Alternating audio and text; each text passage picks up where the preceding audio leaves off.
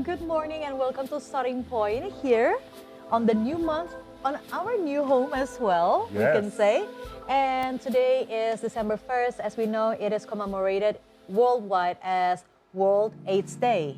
True, and we're also gonna discuss a lot of important topics such as the waste management and also the updates about the floods that's happening in Sumatra and all around the world. Yes. And all before that, Aisha, it seems that the AIDS Day is very important for us because, not so many people still know about the importance of the difference between HIV and AIDS and everything. Yes. So today we're gonna discuss it with you all, with all the details. Hopefully it could enrich everything that you need for today. Yes. But before we address the importance of commemoration of World AIDS Day, but we would also want to remind the people and the world how Indonesia is currently mourning for Sumatra, the disaster that hit Sumatra in 3 provinces in Aceh, North Sumatra, and also in West Sumatra.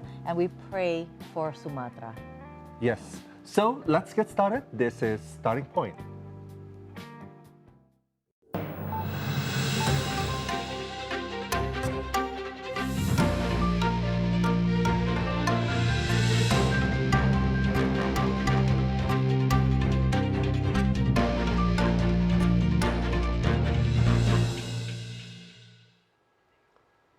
So as you mentioned before, Right. that it is important to remember and to commemorate today, December 1st, as World AIDS Day. And the fact that WHO has made this day as World AIDS Day has been, it was since 1987.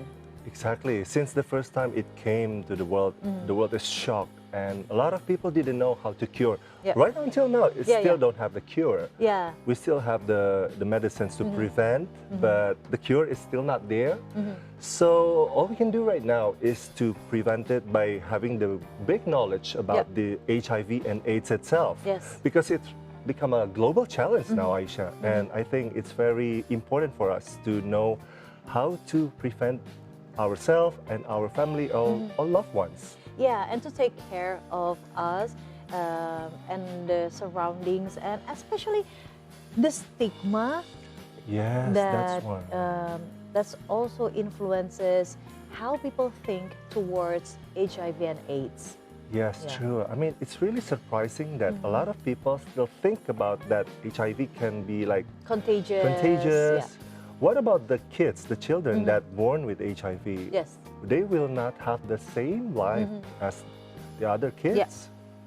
And I think it is, let's take a moment briefly to see the history Yeah. of World AIDS Day.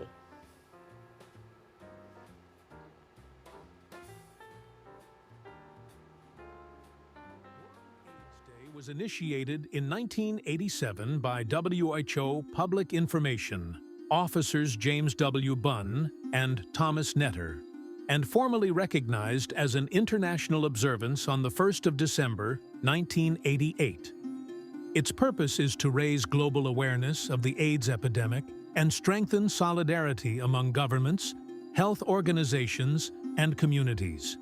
Research shows that HIV originated from a simian virus in Central African chimpanzees, which likely crossed into humans in the early 1900s through contact with infected animals. The virus spread quietly for decades before unusual clusters of severe illnesses appeared in the late 1970s, leading to the identification of HIV as the cause of AIDS in 1983. When the first commemoration took place, an estimated 90,000 to 150,000 people were living with HIV. Over the following decades, infections surged worldwide, leading to millions of cases and widespread AIDS-related deaths. Medical advances and broader access to antiretroviral therapy eventually helped reduce both mortality and new infections. By 2024, around 40.8 million people were living with HIV globally, with 630,000 deaths linked to HIV-related causes. Despite progress, 1.3 million people were newly infected that year, reflecting ongoing challenges in prevention and healthcare access. World AIDS Day serves as a moment to honor those lost and to reaffirm global commitment to supporting people living with HIV, expanding healthcare services, and combating stigma and discrimination. The 2025 theme, Overcoming Disruption, Transforming the AIDS Response, highlights persistent gaps driven by funding constraints, unequal access, and structural barriers. It urges stronger political leadership, international cooperation, and human rights-based strategies to achieve the goal of ending AIDS as a global health threat by 2030.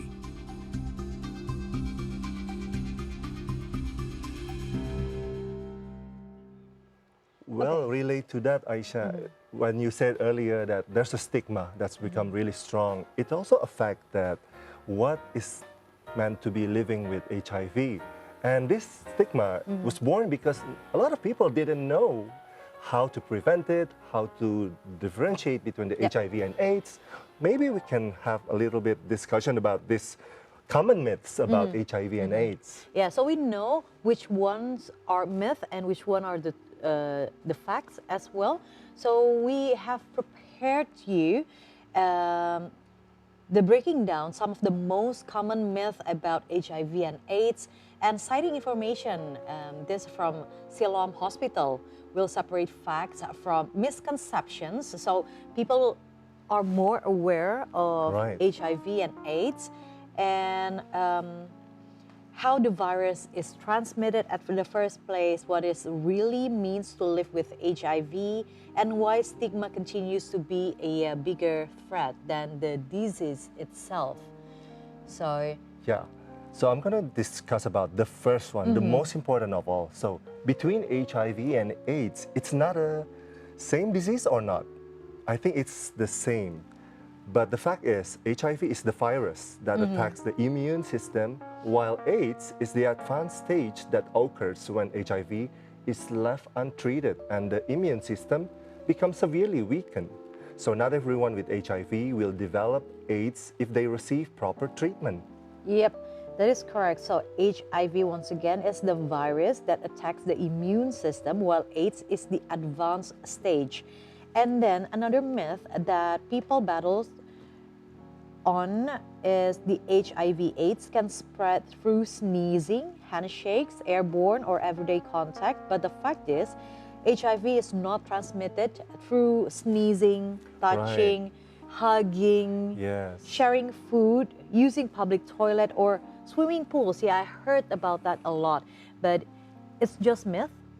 So HIV and AIDS cannot be transmitted by that.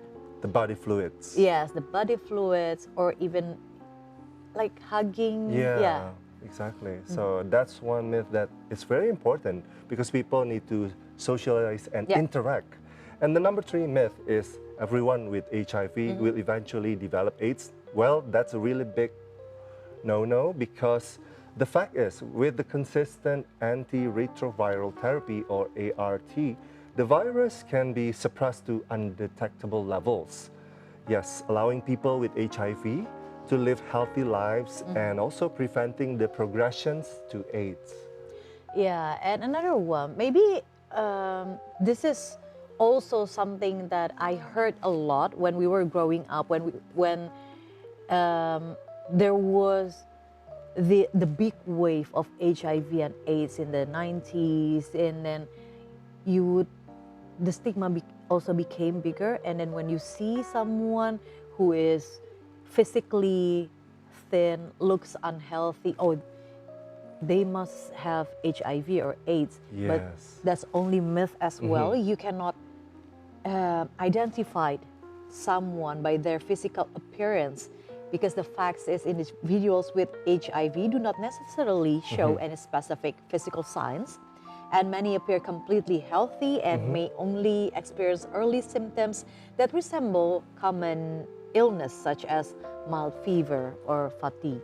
Yes. Well, speaking about physical experience too, let's talk about children with their physical. Like they are still look like healthy, active, but then the fact is, with regular treatment or low undetectable viral load, people living with HIV can have children. Yeah.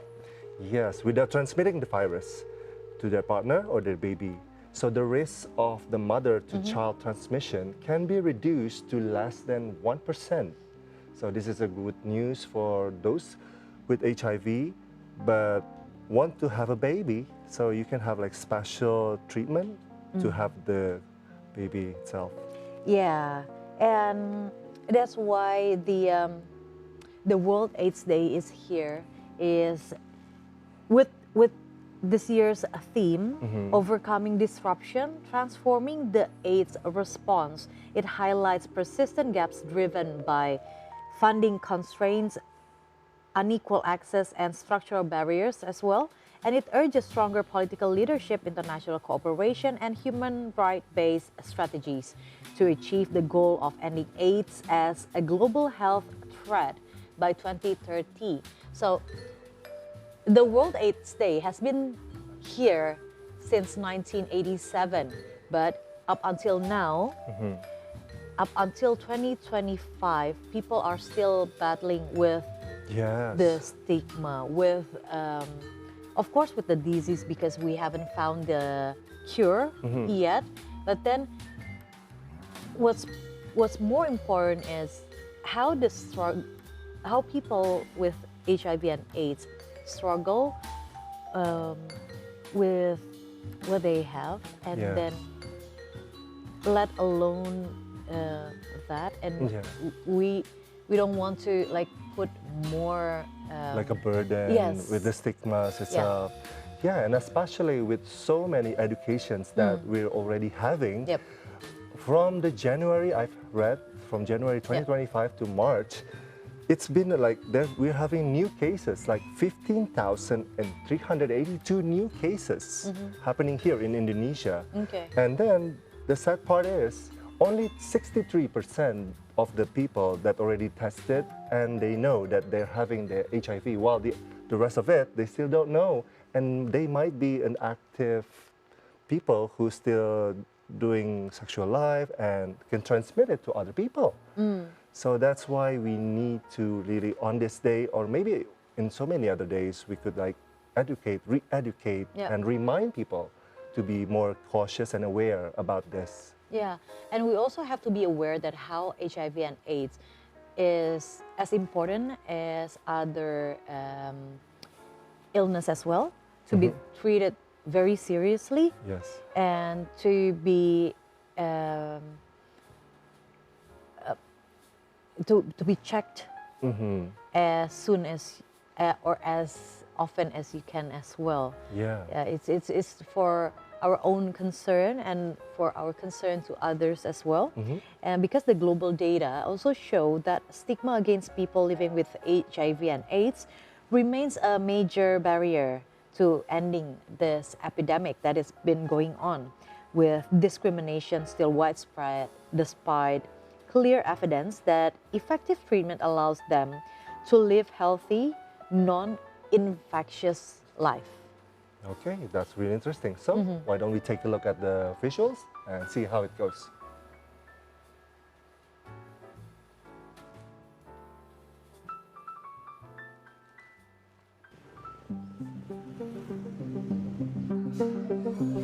Stigma against people living with HIV/AIDS remains a major barrier to ending the global epidemic.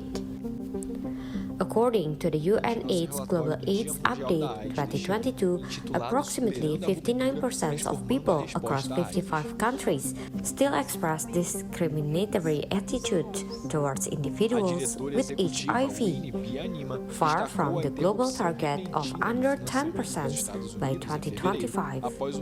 This highlights that stigma is not only a social issue, but also one that undermines the effectiveness of HIV response efforts.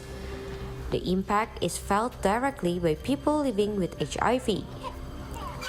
The recently released People Living with HIV Stigma Index 2.0 global report found that more than 84.8% of individuals living with HIV experience internalized stigma, including feelings of shame and fear of seeking health care.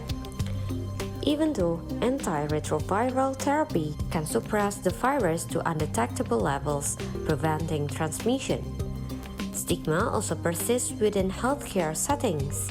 The 2022 report from the European Centre for Disease Prevention and Control, or ECDC, shows that many people living with HIV in Europe and Central Asia continue to face differential treatment, denial of services, or unnecessary medical procedures based solely on their HIV status. This stands in contrast to global medical guidelines, which emphasize that individuals on consistent treatment can live healthy life and pose no risk of transmission when their viral load is undetectable.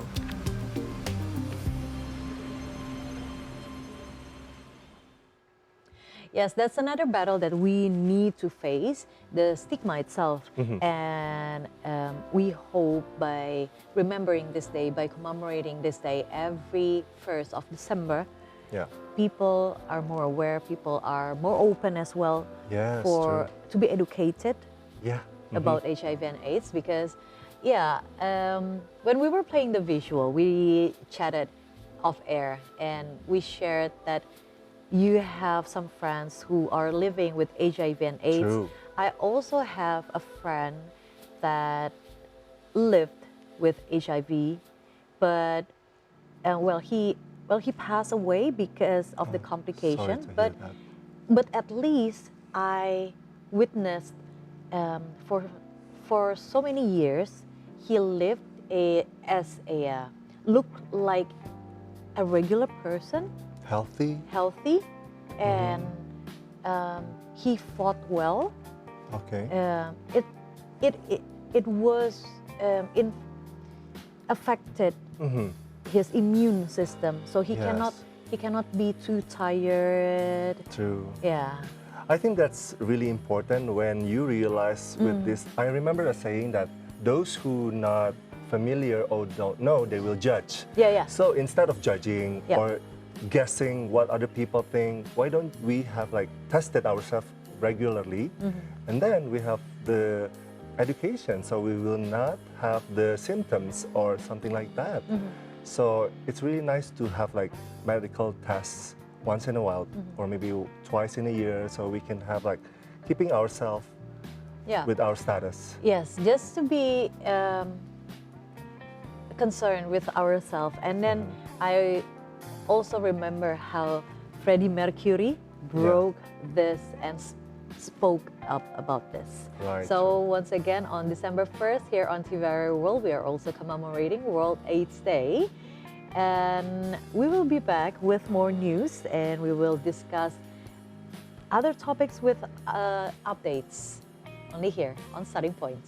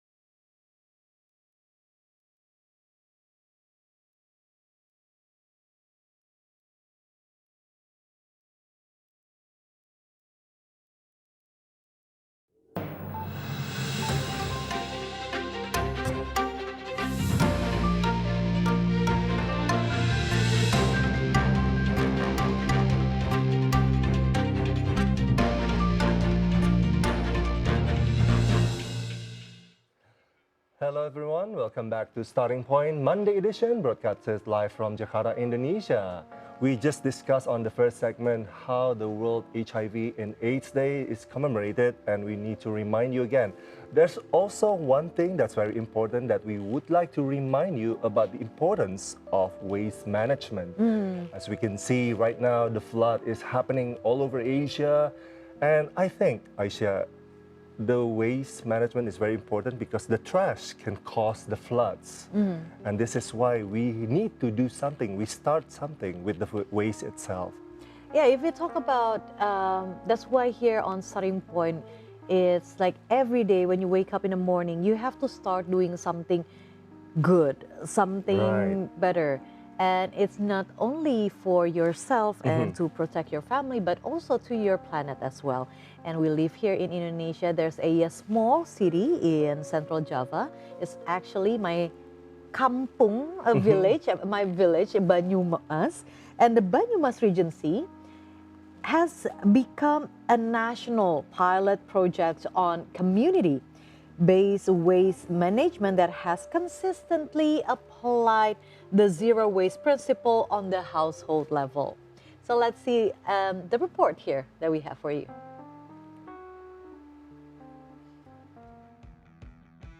Banyumas Regency in Central Java has successfully implemented zero waste to landfill-based waste management system at the environment and education-based final processing place in Waharwetan Village, Kalibogor District.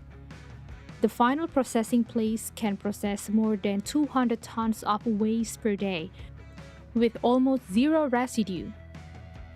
Banyumas Regency's Environment Agency head Widodo Sugiri explained that the administration encouraged people to sort their waste through Salinmas and Jeknyong apps, which give incentives in the form of money to people who actively participate in the process. Meanwhile, people who do not have time to sort their waste can subscribe to services by community groups that process organic and inorganic waste to products with economic values. The success of Banyumas in managing its waste catches the attention of many, including Public Works Minister Dodi Hanggodo, who said that the final processing place could be a pilot project for other cities or regencies in sustainable waste management.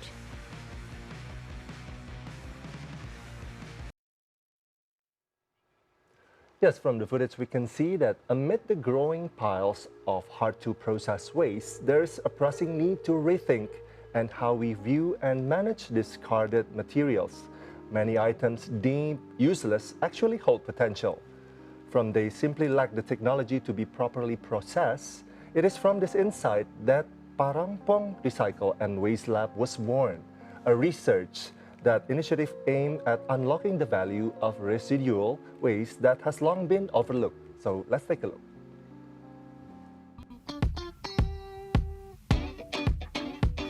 Parangpong Recycle and Waste Lab is a research laboratory focused on processing residual waste, materials that are difficult to decompose and rarely handled by industry. Drawing on his background in architecture, Randy Aditya combines design, material science, and technology to give new life to waste that would otherwise be discarded. The lab was founded with the goal of freeing future generations from the burden of waste, using existing resources without further exploiting nature. What has long been considered waste actually holds great potential. It simply awaits the right technology to process it. Parangpong focuses on materials often avoided by industry, such as cigarette butts, single-use sanitary products, fishing nets, and wet wipes. One of Parangpong's most notable innovations is jewelry by Pura, which debuted at Premier Class Paris Fashion Week 2025. Fishing net waste or gosh nets from the Java Sea is transformed into beautiful, sustainable jewelry while also empowering coastal communities. Jewelry showcases the concept from residual to radiance, turning forgotten remains into new brilliance. Each piece is designed through a sustainable design approach and clean technology developed by Parongpong Roll Lab.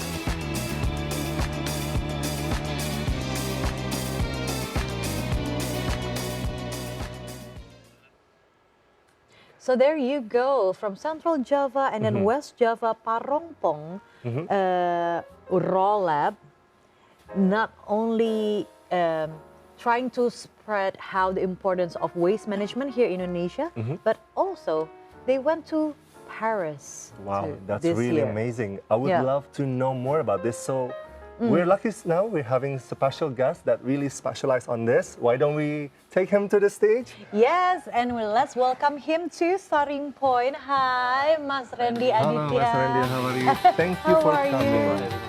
Okay, Mas Randy. Okay, let's start. So how are you this morning? I'm good. I'm just coming from Bandung this morning. Okay. Yeah. So Damang. Yeah, we can mix a bit with Sundanese. Yeah. Okay, and we see that you brought some samples Yeah. here as well. But we would like to know at the first place, even though we already shared with our viewers your vision, how it all started in Yeah. 2017. Yeah. But we know that Bandung and its waste, and especially in West Java, Yeah. the waste is something that we really need to pay attention to. But why you initiated Parongpong Waste Lab, Raw Lab at the first place? Yeah. Thank you very much, Mbak. So I went back to Indonesia in 2016 Okay. after working in Singapore, Malaysia, China. And the first thing I realized when I arrived in Jakarta in 2016 context is actually Indonesia is in between on that time, ya, Mbak. Because Yeah. like Singapore is like super clean, Yeah. like everything is nice. But I was living in Shanghai and it's like the most livable cities in China. But every day I need to buy like mineral water just to brush my teeth because like the water is not good to consume Okay. at that time. Okay, This is okay. like Okay. 2014, 2015. And then every day I need to use masks even though it's not COVID yet. And there's a lot of case where like food poisoning and everything. So I feels like, hey, like Singapore is super like clean and like Shanghai is like really hard to live at that time. Then I went back and I met my wife. So we decided that, hey, should we move to Takayama in Japan because I was studying Okay. architecture and woodworking there. Okay. And then she was like, if everyone move out from Indonesia, then there's nothing left for our children. So me and my wife suddenly we are pregnant, and the gravity of the situation hit me because I feel like Jakarta is not as bad as my previous place, but also as not as good as like The other Singapore, one, right? yeah. Then I moved to a village called Parongpong. Yeah. So Parongpong is the name of a village in West Bandung. Yes. In Sundanese, it means zero. So I really like the name. Okay. So we built our first initiative, which is Parongpong. We aim to be zero waste, zero poverty, and also zero carbon. And it started just me and my wife. Now we are we are in Bali, Makassar, Surabaya, Tokyo. Oh, okay. Yeah, and tonight I'm actually gonna fly to Seoul in Korea because we're invited to expand our business. We were chosen out of 40 company Okay. all over the world to start something in Korea. So I feel I'm quite lucky to have a wife that really trusts that there's no such thing as waste, only material out of place. So that's how we started, just for giving a place to our children to live a better life. Oh, wow. First of all, congratulations for Korea, and congratulations for finding the one Yeah. that you can share your vision with. I believe it's very beautiful because you two literally are trying to make the world a better place, and it's for our the future, generation. the future of generation. And For after all these years, since 2017, and then Yeah. after that we also had the pandemic as well. And how did it affect you and your business, and how it is like the challenges to spread how important about the waste management, because we as Indonesians, maybe we used to think like, okay, managing waste is just in the backyard, you just burn it, put Yeah. fire on it, and then it's gone. But actually it's not that. You're not managing the waste. Yeah. So when I start Parampong, I learned, I visit Japan actually. There's a village called Kamikatsu. So Kamikatsu are able to manage their waste until I think like around 95%. Okay. So the residual is only 5%. Okay. And I'm so amazed because I feels like, I think we already like discussed 10 minutes, Mbak. It's already 11 tons waste produced in Bandung while we're talking. Okay. It's like every minute is around 1.1 ton. Tons. Yeah, every minute. Oh, So this is all kind of waste. All kind of waste. And in Kamikatsu is actually interesting because they start their zero waste movement not for the sake of like profit or like the sake of giving the stage or name to the village. They just do it because there's no other option. So in Kamikatsu they have a system where everyone needs to compost their waste. Yeah. And the government actually subsidized the composter. Everyone own one composter at their home, and they can send all the recyclable to a community hub where they can put everything. So they sort like around 56 category of waste. This is amazing because like it's very hard to sort a waste, and then the rest then goes to like incinerators. So when I went back to Indonesia, me and my wife we feels like, hey, there's no incinerators in Indonesia. So what we should do? So I tried to find some technology. We work with Tokyo Tech in Yokohama. Okay. So the process that we have at the moment is called Prototech. Yep. So Prototech able to turn, like this Okay. residual waste, like this is ghost net or That's discarded the- fishing net. Yeah. 50,000 tons every year goes to the ocean and nobody talk about it. Okay. And using Okay. our technology, we turn it into this. Okay. So Oh, I'm wow. an architect. I Yeah. try to solve for problems that, using my own expertise. So if I can share you what we are doing, this is like the concrete that people already use for 1,000 years, and this is our concrete. Looks I like pretty the similar. reaction, I yeah. like the texture too. Yeah, Okay, Can you share? Yeah. Okay. Yeah. Yeah, this this is is really- normal Yeah. concrete. Yeah, it's Normal. quite smooth. Yeah. Okay, but you have to. Yeah. And, And this then- is our concrete. Wow. Yes.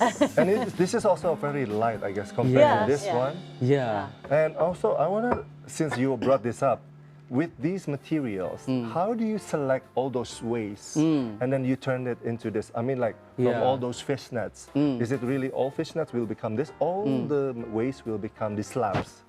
So the issue of current construction industry is we keep digging our earth to get Yeah, resources. yeah, yeah. But there's things called earth overshoot days. This is something that me and my wife realized like around 10 years ago. So when we born, I'm almost 40 this year. So we can still use our resources until end of the year. Yeah. And my son, my first son, Raisaka, can only use it until mid of the year. So 30 of June, he need to borrow from 2020. He was born in 2019. So this is scary because like we can use it until end of the year. My son can only use it half. And then my grandchildren probably only 25%, and probably we could not have any great-grandchildren, Yeah. right? Yeah. So when we choose the waste, we really go into something that people never talk about it. So there's you can compost it, then just compost it at home. You can sell it to like pemulung Yeah, or rongsok or even like bank sampah, waste bank. You can send it there. But what happened with the residual waste? Yes. So we focus on that. We focus on the cigarette butt, diapers, single-use mask, feminine hygiene product, even ghost net. Why? Because we have the technology. And also I feels like not only we keep digging the earth, but we also letting our children to solve our waste. So these two things that we want to solve. So Parampong only focus on that. How should we avoid the residual waste to become a burden for our children, and how to stop taking their resources just to fulfill our needs today.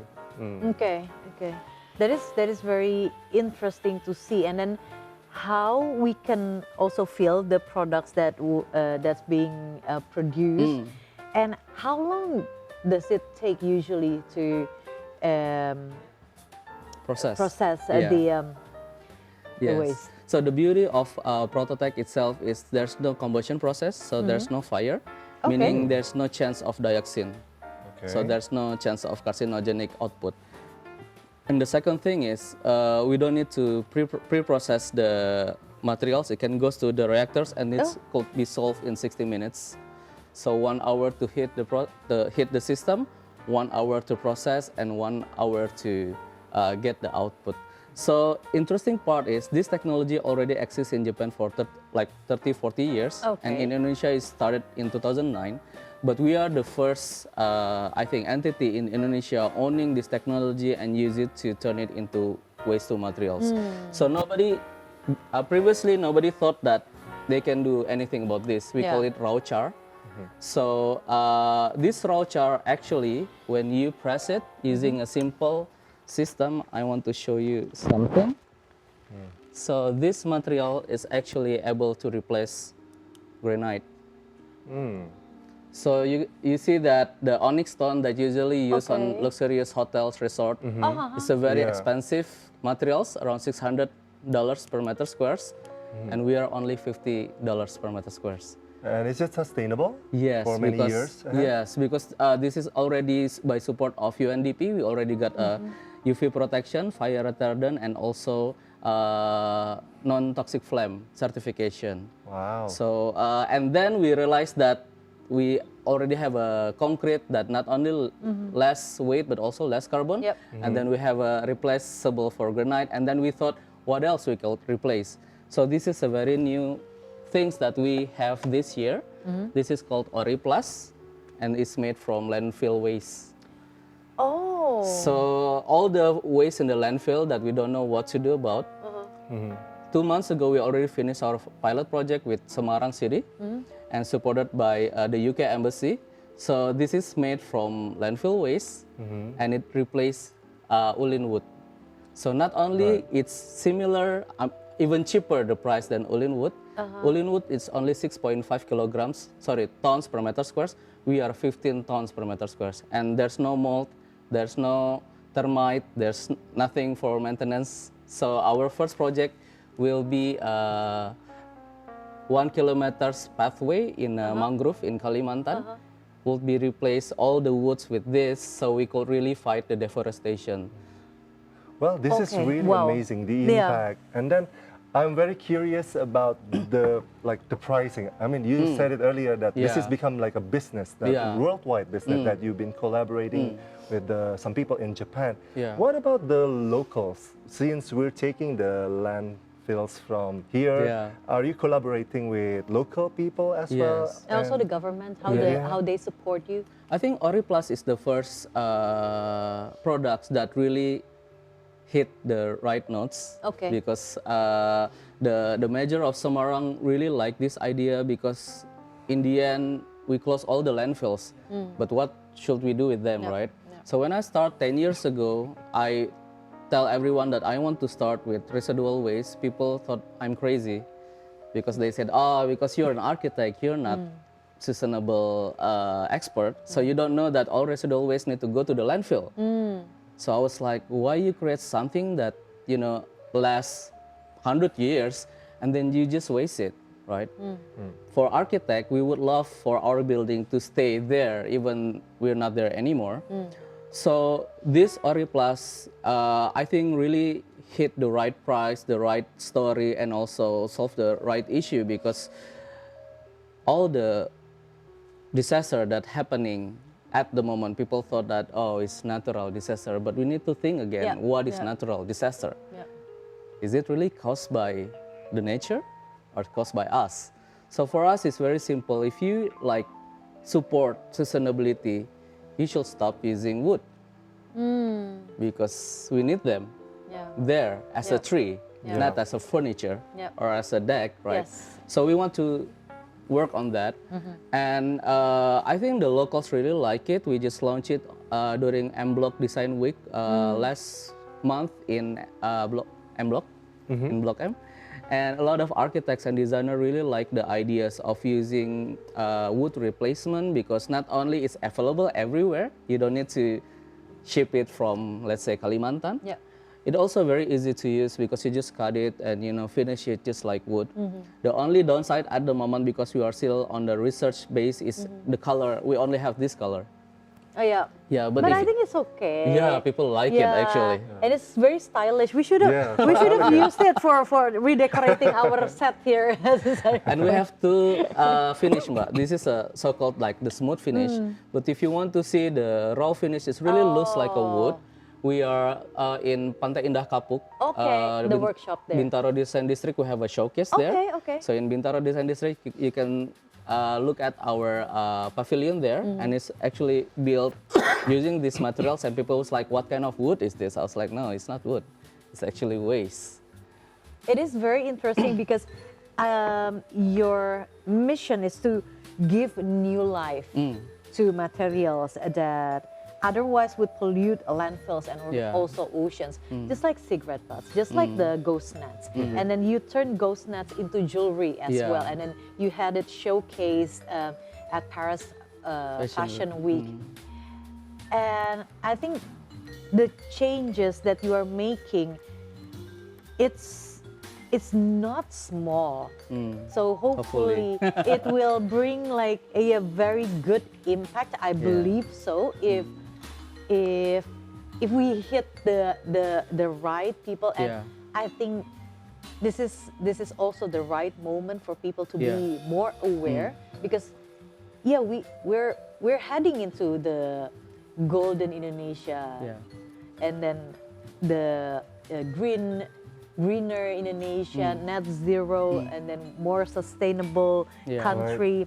And then I think we are very lucky to have you here as the opening of the month, and also it's ending of the year. And we would like to ask you if you want to give like any closing statement, and or do you have any Yeah, I think. one question left for our guests? Yeah, I'm I think just if we could go deep mesmerized dive, with- we'll take hours to do this because I'm very interested in Yeah, this thank you very subject. much. But then, please give us your closing Yeah. statement that will be useful for our audience. Yeah, I think in the end, we're showing that a small initiative from a village could really be appreciated on world stage. And we are so happy to say that for the past 10 years, we are bootstrapping. So we don't have any investors. And that's actually helped us to really be on track of what we want to do. So in Parompong, like, I realized that when we started our market in Japan and then we go to Europe and everything, people start to appreciate Parompong locally. But when we first started during the Corona and everything, we feels like, hey, a lot of business actually went down, right? But if you notice, sustainable business during the COVID era is, going up. So not only is proof that this is essential business. So if I want to put it in one sentence, I just want to say there's no such thing as green business. All business need to be green. Okay. That's really good. Okay. All business needs to be green, and Totally agree with that. yeah. And maybe trash doesn't go to the landfill, it goes back to the future. We have one dream actually. I always finish my presentation showing a picture of a trash bin inside the museums. So I was saying, I started the presentation saying that, hey, probably we could not get any great-grandchildren, right? But if we work together, if everybody notice about this, if anybody who saw this show this morning and then get inspired, I think one day our great-grandchildren will go to museums looking at this plastic box inside the glass box, and they're gonna ask, what is this? And I was like, oh, this is called trash bin. long time ago, people use it to put trash, and they're gonna feel it's so weird, because on their time, there's no such thing as waste, only material out of place. Wow. This is really amazing. Thank you so much, Thank Mas you, Wendy Mas. Aditya Thank from you so Parongpong much. Waste Thank you. Lab, and we really hope that this project will become big, and then people getting more aware of this. Thank you so much for Hopefully. coming Yeah. and giving your energy and insights. Everything you. has to start anywhere, somewhere. And then let's just start in our household as well, and with Parongpong. Thank you very much. We will, yeah.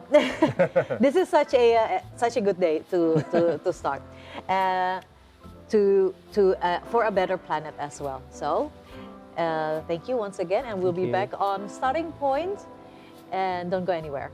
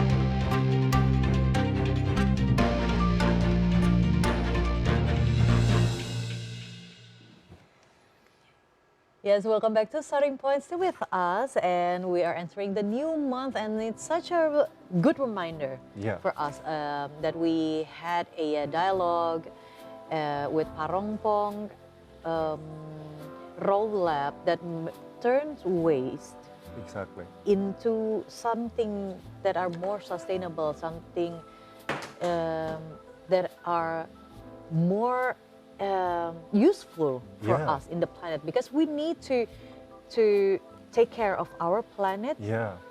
take care of our surroundings as well, because it's very saddened for us to hear the news about the disaster that is still happening in Sumatra, and Yeah. up to today the death toll from landslides and floods in Aceh, North Sumatra and West Sumatra continues to rise. Yeah, exactly. This is what really need to address. So the death toll from the landslides and floods in Aceh, North Sumatra and West Sumatra continues to rise. The head of Indonesia's National Disaster Management, or BNPB, Lieutenant General Suharyanto, reported that as of Sunday evening, 30 November 2025, a total of 442 people have died. So let's go deep dive on the report with this one.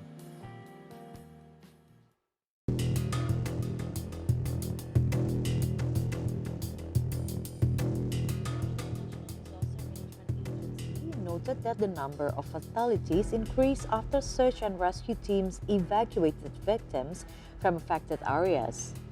In addition to casualties, road access in the three provinces remains disrupted, making ground transportation difficult. And according to the BNPB data, as of 30th November at 6 p.m., Aceh recorded 96 deaths and 75 missing persons. North Sumatra reported 217 deaths and 209 missing, while West Sumatra recorded 129 deaths and 118 missing. Overall, the total number of deaths reached 442, with 402 people still missing. Yes, if we see the visual,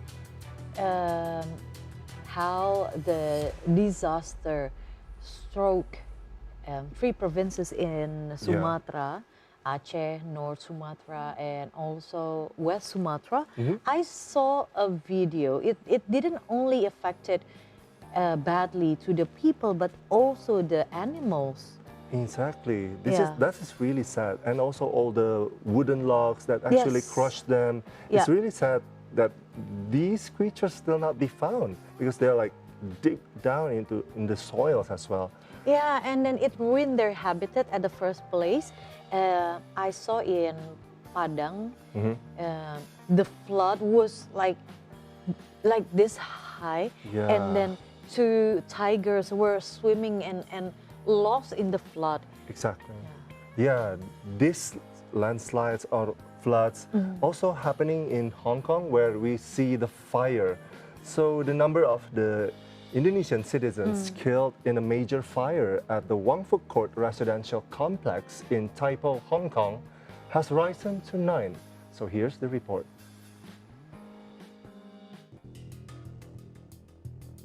The information was confirmed by Indonesia's Ministry of Foreign Affairs based on official data from the Hong Kong Police Force as of Sunday at 12:20 p.m. local time. Indonesia's Ministry of Foreign Affairs spokesperson Yvonne Mewengkang explained that the Indonesian Consulate General or KJRI in Hong Kong has formed a family engagement team to assist the victims' families, particularly in the process of repatriating the remains.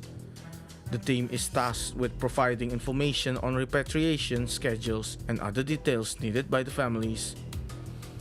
The spokesperson noted that the number of deceased Indonesian victims increased by 2, while the number of injured victims rose by 1. A total of 3 Indonesian citizens survived but sustained injuries. The fire on Wednesday, November 26, killed more than 128 people, injured 79, and left hundreds missing.